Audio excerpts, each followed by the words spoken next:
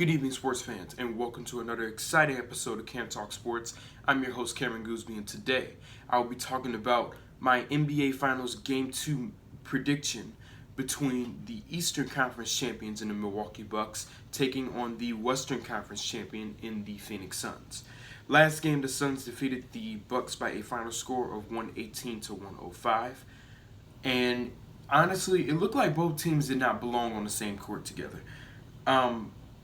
Giannis Antetokounmpo, he did come back yesterday, thankfully for the Bucks, but he didn't look like he was 100%. Now, although he did have the epic chase down block in game 1 and everything like that, he still didn't look like he was playing at 100%. And I'm not saying that this series is over, but Milwaukee does not want to go back to their home court down 2-0 if they so happen to lose today, because literally, I don't remember the exact percentage, but I believe it's almost around like 60 to 70% of the time when a team goes up two series, 2-0 in a series, that the winning team that goes up 2-0 in a series, they're 70% of the time they win the whole series. So they don't want to try to go down 2-0 against this Phoenix Suns team, because literally this Phoenix Suns team is very talented offensively.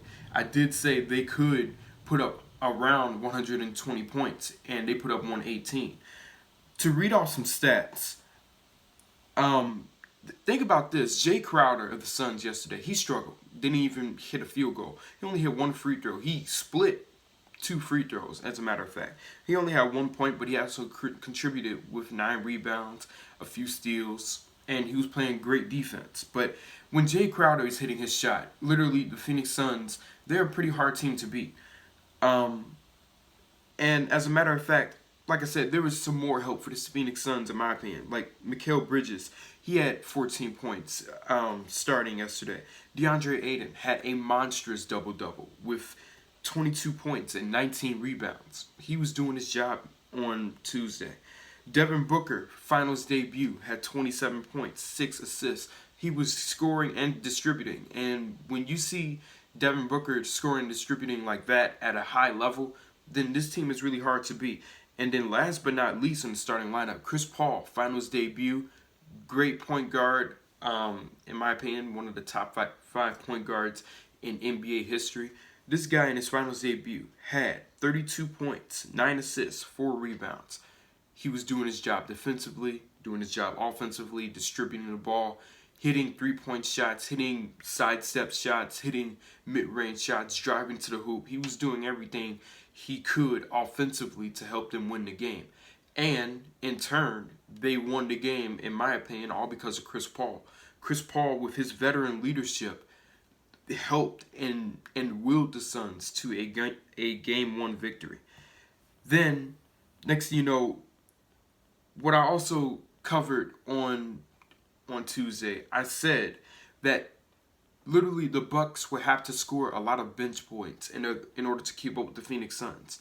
And they did not. Because let me read you the Phoenix Suns stats as far as bench points. Cam Johnson came off the bench with a good 10 points. Cameron Payne came off the bench with 10 points. Torrey Craig, although he struggled with 2 points and everything like that, he was playing great defense. And although his shot wasn't knocking down, he was contributing on other factors on the defensive end. And then, next thing you know, when I'm reading on the Bucks stats, Giannis was not 100% completely healthy. He only played 35 minutes on Tuesday night. And although that's a lot of minutes for a minutes restriction, he wasn't hitting a lot of shots. Most of his baskets came at the rim, as usual, of course.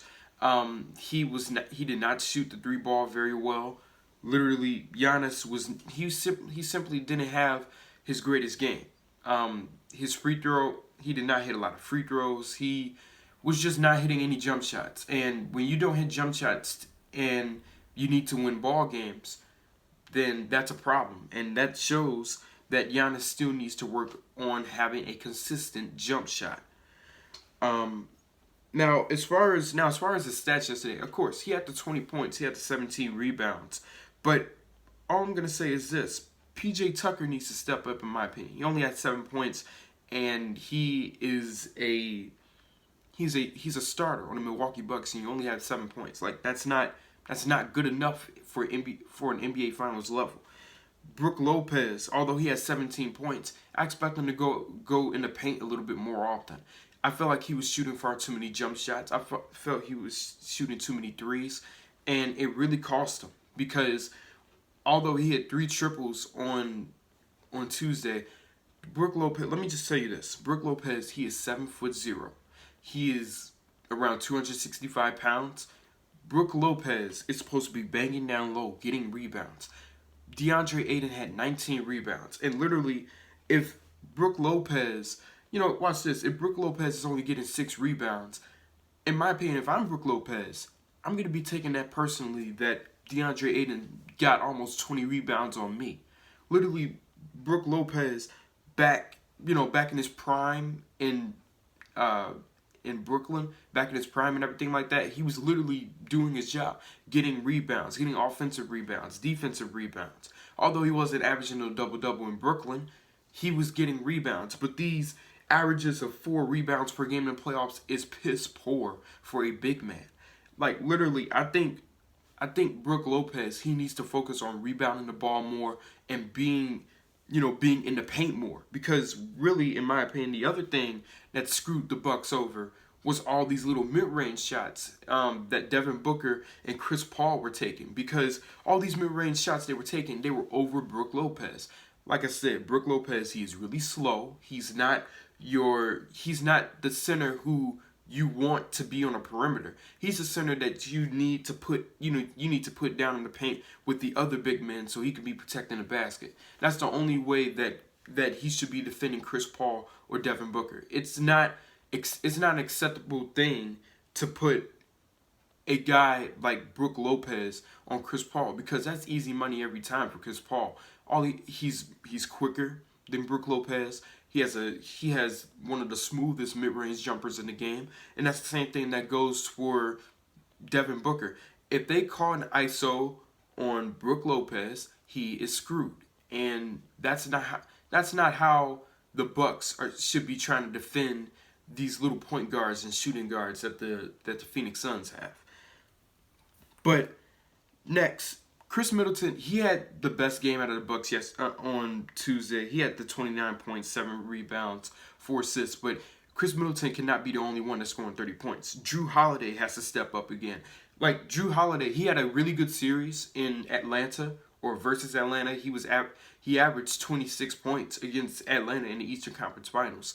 He needs to go ahead and get to scoring a little more if the Bucks want to have a chance at winning this series. Bobby Portis, in my opinion, I think he needs to focus on scoring and rebounding. Like, this is the same thing. I feel like the Suns, in my opinion, they took advantage of a lot of isolation basketball and kept on putting all the big men on their little island where they can just, where they could just simply dance around them and drive to the hole, hit the step back mid-range jump shot, hit the 3-point shot, where Chris Paul hit a deep 3 over somebody for a 4-point play, and that was just an isolation play with 4 seconds left to go on the shot clock. Like, literally, what I'm saying is the Bucks, what they need to do, they need to focus on protecting the rim a little bit more because literally all these big men that they have, they cannot afford to be on the perimeter because that's barbecue chicken all day, as Shaquille O'Neal would say it. But like I said, the Bucks need more bench production, in my opinion. I think Giannis Antetokounmpo, he has to hit more jump shots, and he has to have a higher field goal percentage. I think PJ Tucker has to score a little bit more. Jrue Holiday has to score a little bit more. I mean, he did contribute with 9 assists and 7 rebounds, but if Jrue Holiday can get at least 20 to 25 points, then the Bucks have a chance of winning this series. But if the Bucks play for the rest of the series like how they played in Game 1, they are simply not going to win this series. And with that being said, if you like this video, then leave a like, subscribe, and hit that notification bell. And I will see you guys later. Okay, I'm sorry about that.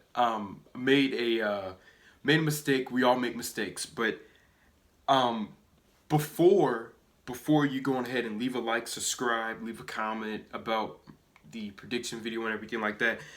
Um, for a for a final score prediction, in my opinion, I feel like the Bucks are going to steal this one on the road. I think everyone is going to have a better game. Mike Budenholzer is going to come up with a different plan. That's something I forgot to add in the video as well. Mike Budenholzer, in my opinion, he has to come up with a different game plan in order to help them win the series. And I think he will do that by stealing game 2 tonight on the road in Phoenix, Arizona. But for a final score prediction, I say that the Bucks are going to win. I say the Bucks are going to win by 10 points because literally, Giannis, I think, is starting to look better. Although I don't think he was at clearly 100% anything like that.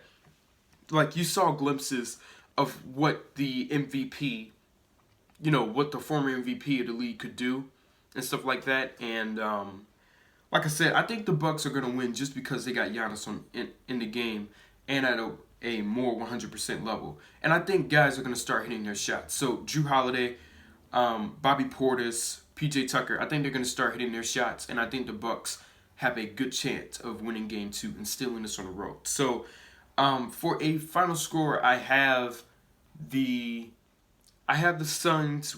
I have the Suns losing to the Bucks by a final score of 110 to 100 because I don't think Brook Lopez is going to be on the perimeter as much. I think there will be a lot more scoring for the Bucks, and I think they will have a better defensive effort according to what Mike Budenholzer could do. So, like I said, my final score prediction, I say the Bucks beat the Suns by a score of 110 to 100. Now, I will see you guys later.